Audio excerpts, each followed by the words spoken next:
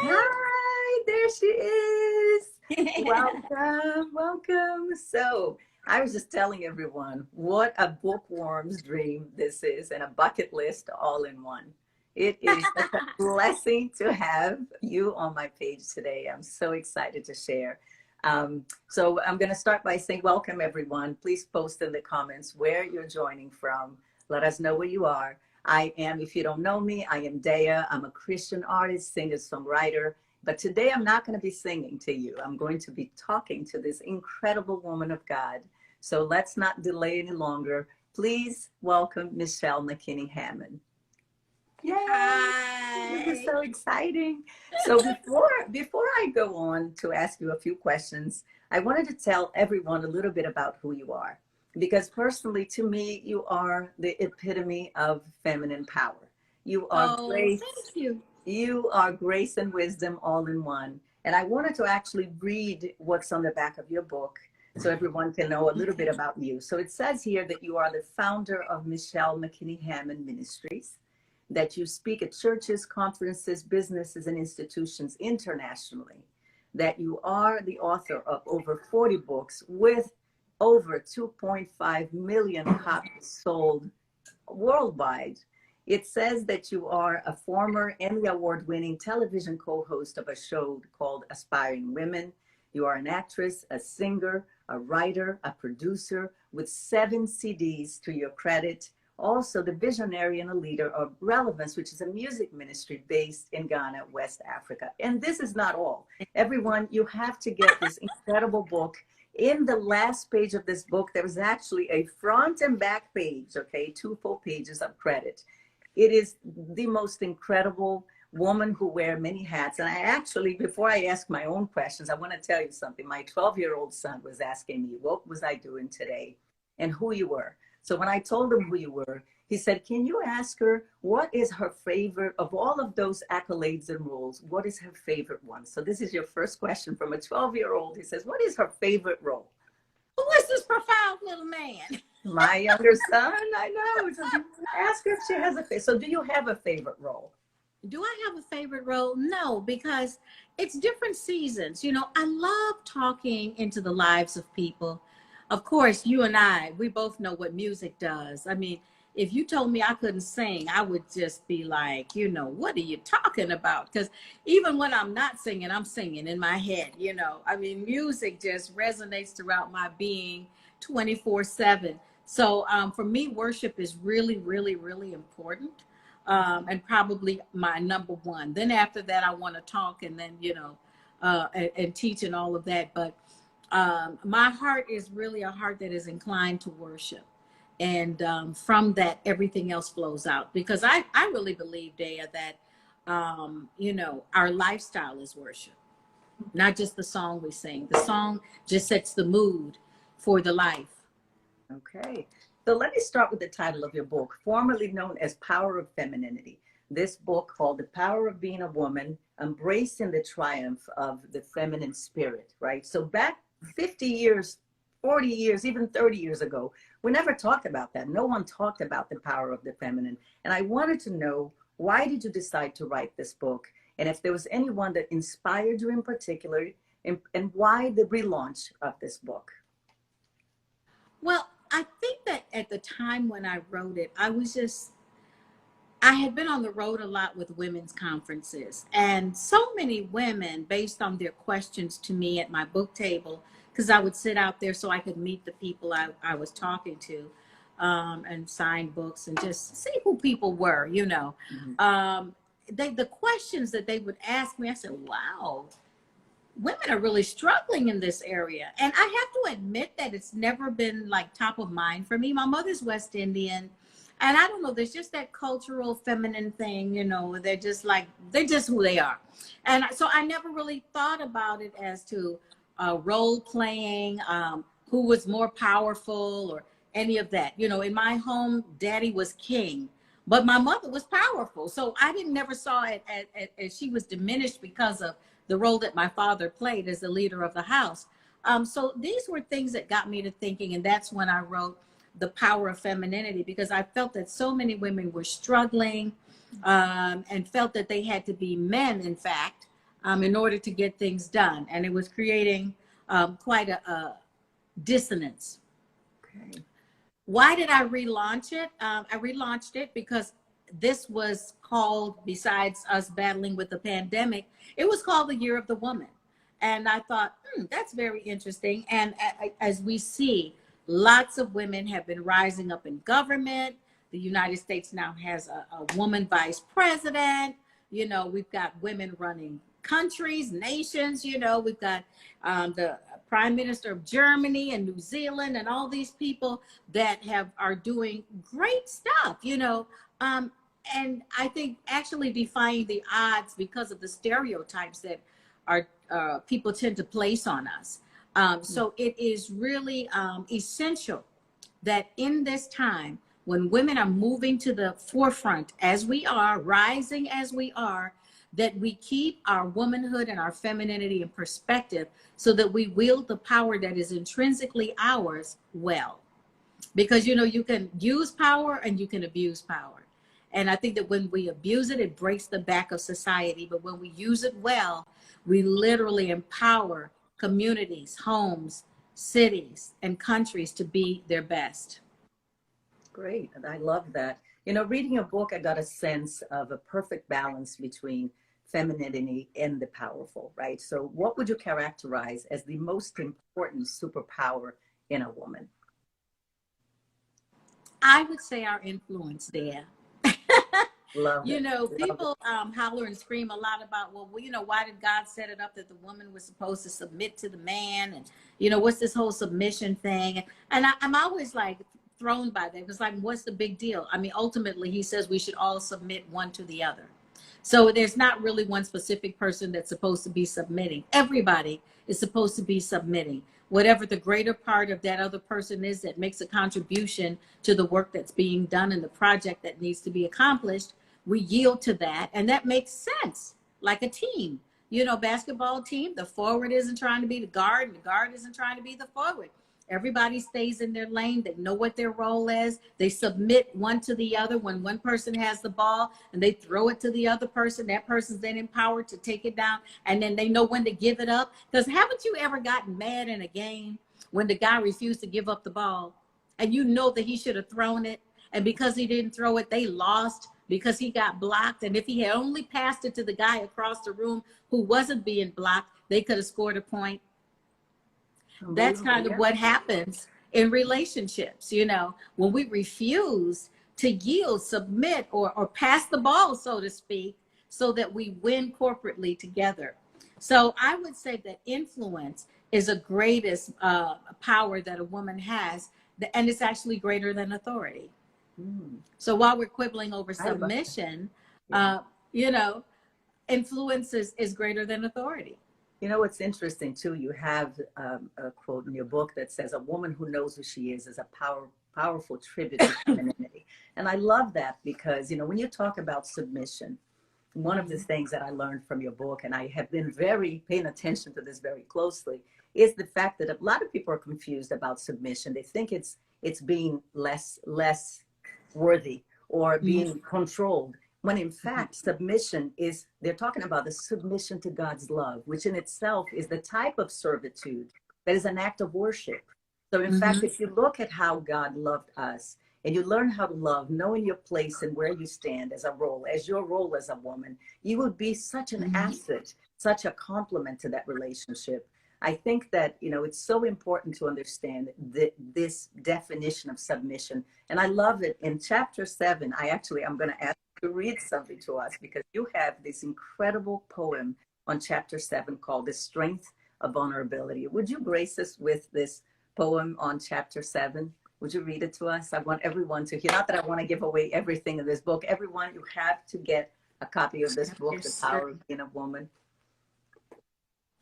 Hold on a second, let me find it. While I'm finding it, I'll just interject here too about submission, that submission, there's nothing passive about submission. Submission is an aggressive decision to put yourself in the position to be blessed. Wow. And when we see it that way, then we see that it works for us and not against us. You know, when we submit to God, we get blessed. And when we submit to rules in the land, they keep us from colliding, they keep us from hurting ourselves. It creates order in our world, and it creates the pathway for us to get where we want to go and accomplish what we want to accomplish. Okay, so the poem says, she called him Lord and crowned him with her graciousness, following beside, shielded by his protective arms. She basked in his shadow, all the while being his sun, her rays bathing him in assurances of greatness and esteem. Whispering wisdoms in his ear, he did not reject as she dressed him in success before his peers. And as her love surrounded his heart, warding off the enemy, he did battle for her, covering that most precious to him, for she was his glory, his treasure, his pearl of great price. He stooped even lower, not willing to lose sight of her eyes that said so much without saying anything at all. Yet they gave him peace in the middle of a storm. They made him see reason when his own vision was clouded with rage. They lit the way, illuminating his path with sound direction, all the while still calling him Lord. The pressure of gentle hands pushed him onward toward the fulfillment of his destiny, soothing tired shoulders, stroking away worry, silencing the child, awakening the man within as only she could, still calling him Lord. She held his world steady in her hands. She filled his empty spaces. She repaired the breaches in his spirit and made him whole again. She was his sanctuary, his food, his light, his queen, and still she called him Lord. You see, only a confident woman can actually really submit and call a man Lord. Confident in a couple of different areas. Confident in who she is and what she brings to his world that's valuable, but also who she is and who she belongs to, which is God, Abba Father, who ultimately guards her life and covers her. When you look at the story of Sarah, who Abraham said, say you're my sister, which was not really a lie, kind of a half lie, because she was afraid. He was afraid that the Pharaoh would take her. And so that's what they said. God protected Sarah and made the whole household break out in hemorrhoids till Pharaoh gave her back. So really, it's not so much about trusting in the power of the man per se, but trusting in the power of God, who is ultimately your cover and protector. Okay, I love that. You know, it's interesting. In chapter 11, you actually have a part that you talk about for everything there is a season. And in the beginning of this book, you know, I was very aware that there was an order. You talk about the order between the season and all of the reasons and the purpose in the life of women. Now, you speak about the women of the Bible, their struggles, their sacrifices, as well as their triumphs. And you really bring to light single, married, moms, career women, mothers, daughters, and sisters. But I wanted to ask you to address the single women, because I find that in the time today, I hear a lot of women who are single and are looking to have that, they're looking for that man, for the partner, as if it was a means of giving them power and a sense of worth. And I want you to address this, because I think it's such an important, the way you describe it is beautifully. Can you talk about that a little bit? Well, singles, you know, our power has to be realized first as singles, number one. The man does not add power, really, in the sense of if the button is pushed, what's in you is what comes out. So he can't add what God's already put into you. So realizing how powerful we are, even as single women, the contributions that we make to other men around us, our brothers, our friends, co-workers, we still have a major part to play in influencing people around us to do the right thing, to make the right choices, to move forward and progress in a way that God has designed us to progress. Even sowing into the lives of children. You know, the biological clock is a real issue, but there are children that are available to be loved in our world right now. It doesn't have to be a science project where you've got to see a mini you all the time. Sometimes in the economy of God, he's put you in the place to be able to minister to several women, several children because you're free to do so. So I think that it really starts with single women understanding that the hole in their heart is not a person-sized hole, it's a purpose-sized hole. And as they get in purpose, that leads them, it puts them on the path to run into that person who's maybe walking in that same lane, so that how can two walk together except they be agreed? Then that puts you more in line to meet someone that's in line with your values and your beliefs, and has things in common with you that you can share, that can grow from a friendship to courtship. You know, I loved in this book, I mean, I love a lot of things about this book, but in particular is this role that you have to inspire so many. You know, it's a very inclusive book. It talks about all kinds of, you're every woman in this book. You talk about it's very inclusive. And I think the beauty of it is something that you actually just said about, you know, you may not have your children from your womb, but you could be the mother to many. I was adopted, and my mother was a woman that was a mother to so many people. You yourself, as a single woman by choice, have even ministered to wives in this book, which is incredible. It's an incredible gift. You know, I honestly wondered if I would love to see this book, and this is something that just was dropped in my spirit.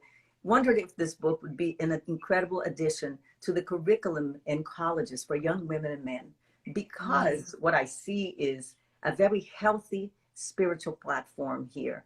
I see an incredible spiritual movement, and I say movement very carefully because this isn't about politics. This is about a connection with the truth and a perspective that even if you don't believe in Christianism, even if you're not a believer, you still would get so much out of this book, and because of the way it's written. It is, I saw myself in so many things, but also didn't see myself in a lot of things, and started to feel a little panicky. And then I thought, but wait, I still have a chance to grow. And that's what the great book does. It empowers you to want to do better. In the end of your chapters, you have these incredible prayers, which always bring me to tears. But every time I read them, I thought, I have a chance right now to start over. I have a chance to do better. I felt empowered and so encouraged, and also gave myself so much mercy when I read about the seasons and the reasons in the life of a woman, because you put it in such a way that you can see their point of view, you can see the perspective. You may find yourself in it or not, but there is such a space for feeling, giving yourself the grace as a woman, because that's also very powerful. I wanted to ask you about the fact that you've written so many books, right? And I also know I've read some of your incredible novels. Did this book, The Power of Being a Woman, influence any of the characters in the novels that you've written, or vice versa? The characters in your book influence you the way you wrote this book? Is there a relationship between them? Actually, no, because the novels were written a long time after this book was written. Okay. When this book was written, I had just started doing a tour called the Women of Virtue Tour. Okay. I had been put on the cover of Today's Christian Woman magazine, and through that avenue, women, churches, conferences all over the States and in London, and everyone started inviting me to come and speak. And I literally was overwhelmed, because first of all, I never saw myself as a speaker. And then to be thrust into this role, and then end up speaking to arenas of women, thousands of women at a time. And, I don't know how to explain it, but I would be at my book table, and these women would be in line waiting for me to sign their books. And they would stop and tell me the most incredible stories. And I thought to myself, I never realized how beautiful women were. And I never realized how open they are to hearing and receiving counsel. There was a deep desire for them to really be the best that they could be. And when I realized the sincerity of that, the needs that they had to be affirmed as mothers, because sometimes it felt like a thankless job where they wondered if they were doing it right. or giving them permission to be authentic and transparent in their friendships with one another and learn to trust again. Perhaps they've been betrayed or hurt by a sister or a sister friend.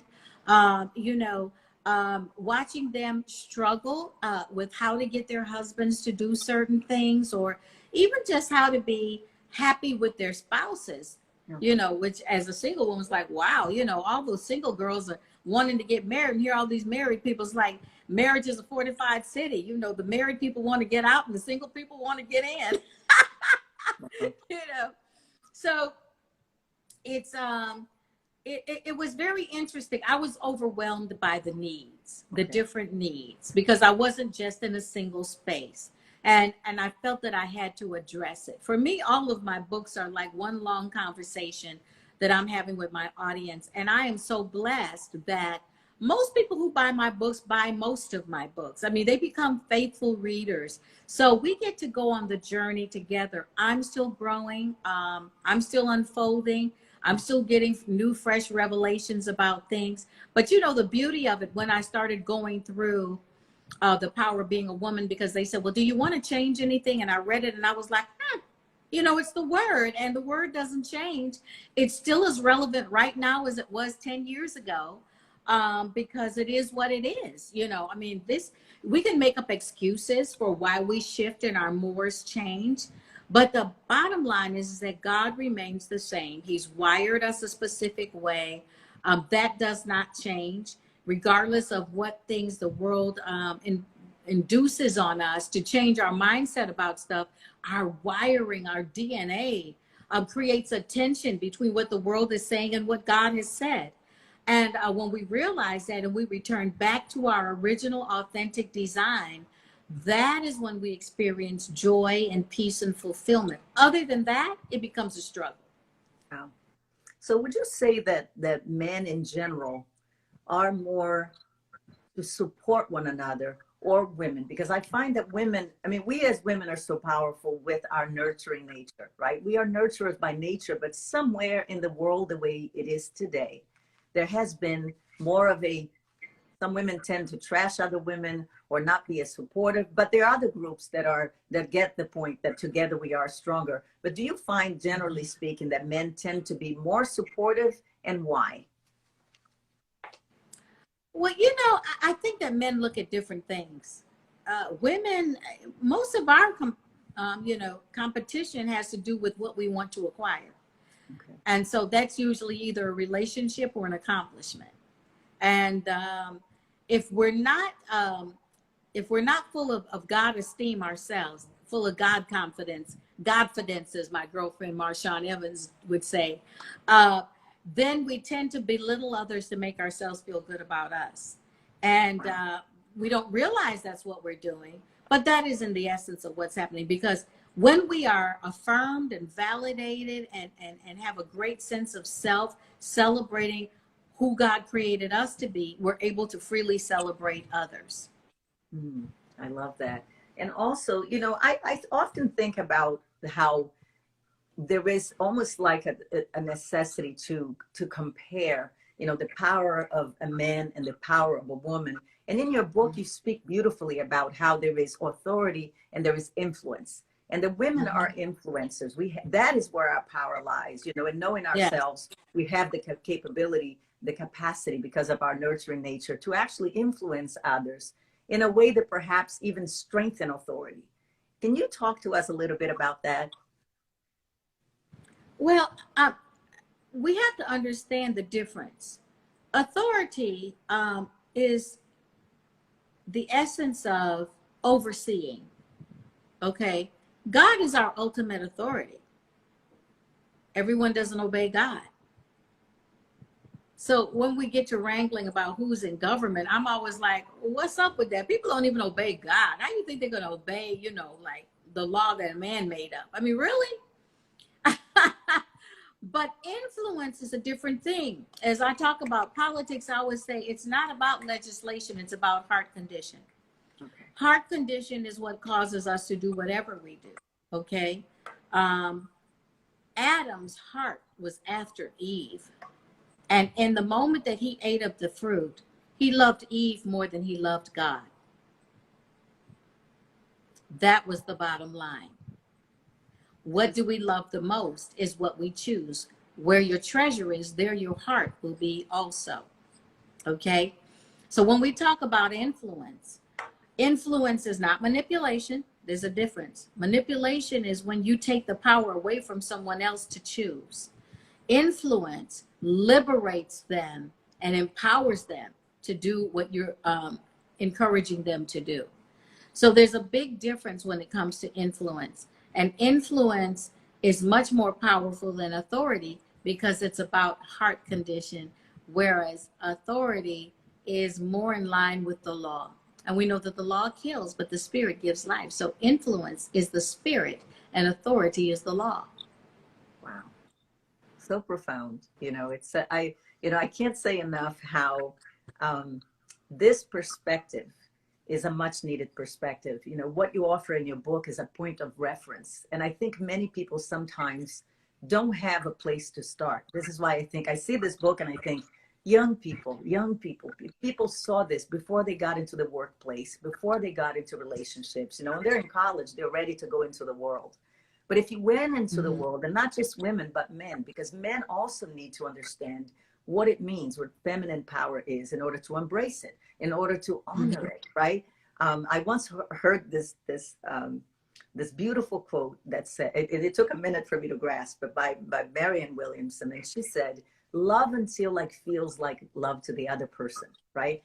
And this book does that. It's like if you understand the power that we have ourselves, as well as how other people view us, it would be so different, because you'll be able to really understand the gift. And the same goes to men. If we understand the role of men, we can also embrace their power, and it'll be such a much better way to live in relationships, in the workplace, in friendships, in sisterhood, in everything. It is really an incredible book. On page, to go back a little bit about submission, on page 138, you have this quote that you say, "Submission is a command to everyone, men and women alike.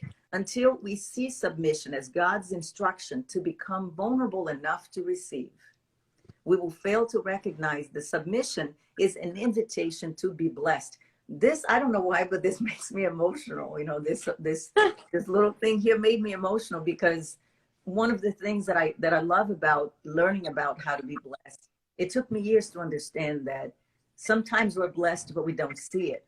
But the only way to grasp the blessing is to feel as a worthy recipient. We have to actually accept and receive that. And what better way than if you understand who you are, if you embrace who you are, you will be so much more open to these blessings. Yes. It's like guys, I'm going to plug the book again. You have to buy it. You have to go. Tell us how they can get your book, how they can find it. They can log on to my website at michellehammond.com, or they can go straight to POBW, which are the initials of The Power of Being a Woman, POBW.michellehammond.com. And when you go to that page, actually everything is there for you. You can order the book, either an ebook or a print copy. You can send the proof of your purchase to me, and you'll get a free devotional up to December 14th. And when you do that, you also get access to the book club. So I'm going to be hosting the book club. I will be on discussing it chapter by chapter with all the people online. And so I'm really looking forward to that, because I want to hear how it's touched you and how it's empowering you to be who you were created to be. Many people that I've spoken to have heard of your book, and they had this copy, which is the original copy. They don't have it anymore, because I think I bought the last 2 copies of it. You want to look for this beautiful, this new upgraded, and it's like a makeover cover. Absolutely beautiful. It's so classy. I love the way it is, the tones. I'm a very visual person. I'm a bookworm, and like I said earlier, this is a bookworm's dream and a bucket list all in one. It's incredible. And for those of you who joined us, thank you so much for joining us. We're so happy. I see so many people joining. This is like incredible. And I wanted to let you know that if you do buy the book and join the book club with Michelle McKinney Hammond, you are in for a treat, because how often do you get to be in a book club with the author? It is such an incredible gift. So many nuggets again in this book. And I wanted to see, I know that we are looking at the time because Michelle has other interviews and she's a very busy woman. And I thank you again for blessing me with this opportunity. But on chapter 3, you have a beautiful, there are so many beautiful poems, but I had a few favorites. This one is called Taking the Lead. Would you read that for us? Sure. And Dea, I want to thank you because you're always so affirming and so supportive of me. And I really, really love and appreciate you. We've grown together over the last few months. And so thank you. Thank you for taking the time to do this. But I enjoy you so much. And I've watched you blossom and flourish. So I hope you know that your growth is showing. Oh, thank you. Honored and blessed. Thank you. It says, wisdom spread her skirts and sat beneath the tree, tucking prudence and discretion beneath her feet. She flung insight around her shoulders to ward off the chill of foolishness and waited for those who were willing to listen to come. The invitation had been voiced that all who chose the way of life should come. Come and drink of what she served. She waited, not insisting, not vaunting herself on unwelcome ears, for she knew that time would tell the fulfillment of her words. And so she waited, basking in the light she had been given, allowing it to keep her secure in all she knew. And when she spoke, her words were not wasted. They fell on the fertile soil of thirsty hearts that came craving refreshment. Diamonds were given to only those who recognized their value. For wisdom did not waste the gifts of God on the undiscerning, saving them from stumbling on self-imposed offenses. For wisdom knew that timing was everything. Wow. It's beautiful. There are so many beautiful moments in this book. And, the questions at the end of each chapter, too, the interesting part, I had to rethink a lot. I was in awe of how many questions. It almost went, I couldn't answer a lot of them at first. And I had to go back and think about my point of origin, think about my points of reference. This is why it's so important to read this book, everyone, because it will offer you a different perspective. It made me think in a different way. I had to actually shift my thinking and say, how do I answer this? And then, of course, with the references of the women of the Bible, I was able to go back and see what their story was like. What was their sacrifice and how did they triumph? Understanding everybody has struggles. We have struggles as women because we have so many roles. You as yourself wearing so many hats. Some of us have been through all of those seasons, not only as wives or mothers, now single moms, or now we have a job. We went back to career where before we were home. We have to constantly adjust to those roles. And in the end, to find the bigger and greater purpose of it all, for us who are Christian women to serve God, for his glory. But what a great, incredible guide. I am so thankful. And I know that you have other interviews today. I wondered, should we take a question from someone? I saw so many. Sure, why not? Thank you so much, everyone, for joining. This is such a blessing. I'm trying to open to see if I can, I don't know how to view them. Let me see if I can go back and see if anyone has a question. Okay, so, wow. We have some incredible comments. Maria says, what a powerful talk. Thank you, ladies. This was so wonderful and so inspiring. We have so beautiful, the poetry, Run, Don't Walk. You need to get this book, share it with your sisters and brothers at children. I think this is from Offie, actually, I think it is. That's an incredible comment and so true. Run and get this book. It is correct. You know, and you won't read it once, okay? You're going to go back and refer to it as a guide. It is a guide to positive affirmations. It is where you see yourself. And when you don't see yourself, remember that you always have the opportunity to start or evolve. You know, we can make those choices and avoid to making the mistake of repetition and simply make a decision to evolve. You know, does anyone have a question? Let's see if we can sit. Does the old copy buyers get to join your book club? Can you answer that question? Well, it's actually my promotion for selling the book again. So I need the proof of purchase for access to the book club. And where do they email their proof of purchase? Pardon me? Where do they email the proof of purchase when they purchase the book? What is the email? When if they go to the POBW page, pobw.michellehammond.com, there literally is a link there that connects you to the right mailbox to send in your proof of purchase. Okay. So let me see if there are any more. There are a lot of great comments, and a lot of women actually know of you. And I have actually a beautiful friend by the name of Rose who lives in Nigeria. And when I told her that I was going to have this opportunity to do this interview, she sent me this voice message on WhatsApp that is the cutest thing ever. It was like a mixture of joy, like a childlike joy that because she's been following you for so many. Now, let me tell you, this is a young lady, 27 years old. She is beautiful. Wow. And the inspiration, and this is what I'm saying, if young women could get a glimpse of what you offer, I mean, again, epitome of feminine power. You are such a beautiful example for so many women. Could you tell us a little bit? I'm going to just ask you this one last thing as a tribute to your mom, because you've spoke about your mom so candidly and what an example she was. And I know that mother's influence. My mother personally was a great influencer, a woman ahead of her time who was a pioneer in her field of dentistry for pediatric dentistry, and made such an impact on the lives of so many people. Can you tell us a little bit about your mom? Well, my mom was a feminine woman.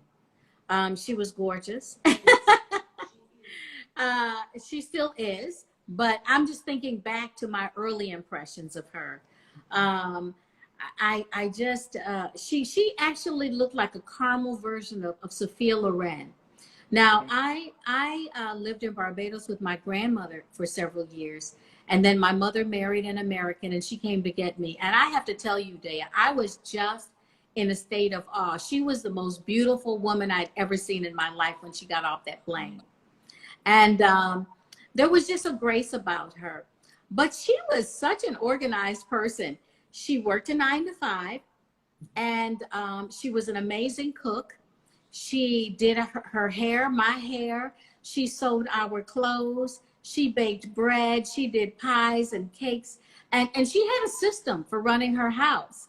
And it was flawless. So our floors were always shiny. The house was always spotless. People would come over and actually say, my God, does any dust accumulate in this house, And on Saturdays, people were lined up because they could smell her rolls down the street, when she was baking.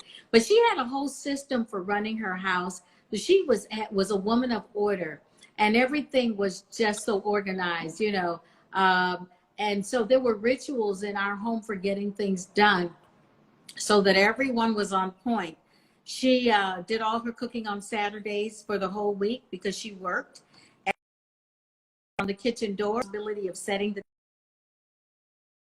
table, warming up the dish of the day, and getting the salad or whatever was supposed to happen. And we promptly sat down to eat at 5:30 every day. Saturday was cooking day. Sunday was getting her hair done. In the evenings to, just amuse herself, she would sew and make us beautiful clothing. And so I just remembered all of that. And looking back, I go, my gosh, I don't know how she did all that she did, but she had a system. Wow. And she didn't pressure herself to do more or less. She had a system.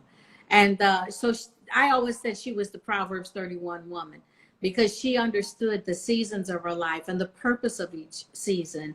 And she didn't stress herself to be more than she was supposed to be in that season. And I think that that's a little silent war that a lot of women fight today. There's so many pressure to be every woman, to be all things to all men all the time. And it is literally impossible. So it's really important for us to understand, what is this season of my life for? What's the purpose of this season? Let me apply myself to that. And you know what? Can I have everything? Yes, I can, but not all at the same time. Wow. That too is a seasonal quest. And so as we apply ourselves to mastering this season, it organically makes the next season easier, because you've been set up for it and equipped for it by applying yourself fully in this season. So that's wisdom, keeps you from getting old before your time, and being also able to fully enjoy where you are. Because one of my favorite lines in the book, The Shack, was when Jesus asked Mac, do you think you spend more time in the past, the present, or the future? And most of us don't spend most of our time in the present. We're either stressing over something from the past or worried about something in the future. And carpe diem, seize the day. Fully employ this day. Jesus said there'd be enough trouble for tomorrow. So inhabit this. That perhaps that's why his name is I Am, because God is a present God. He's very present in the day at hand. Does culture influence the way women perceive their role in the community or in their homes? Most definitely. Okay. Most definitely. Culture and tradition has a lot to do with it. You know, our nature, our nurture becomes our nature. So the things that we were taught, the things that we observe on a daily basis leave deep impressions in our mind. They create grooves that sometimes we can't get out of. They're so deeply entrenched, you know, and that's why the word says that our mind has to be renewed in order for our life to be transformed. So literally, sometimes we need to change our way of thinking, which is another reason I wrote the book, because I think that society says a lot of things about women that aren't true. Your family dynamic says a lot of things about women that aren't true. Peer pressure and even the media and movies say things about women that aren't true. So we've got to get back to what God's divine design is for who he created us to be. That is the place where we flow organically and accomplish the things that we want to accomplish with less effort than when we're trying to live up to a world standard or a cultural standard or a traditional standard or even peer pressure standards. Wow. Well, you know what? I mean, you are the type of woman we could talk for hours, days, because there is so much you have to offer. Thank you so much for giving me this privilege and this honor to interview you. Again, a bookworm dream. I am on cloud nine. Everyone, you need to get this book. And like Offie says, run and get it. Don't wait. This is going to bless you. And I'm going to let you go and go about your busy day. And again, thank you for this blessing. I love you. God bless your ministry and everyone who you touch with your words and your wisdom. Thank you so much. Thank you. And I love you back, girl. Bye. Thank you, everyone, for joining. Bye. Bye-bye.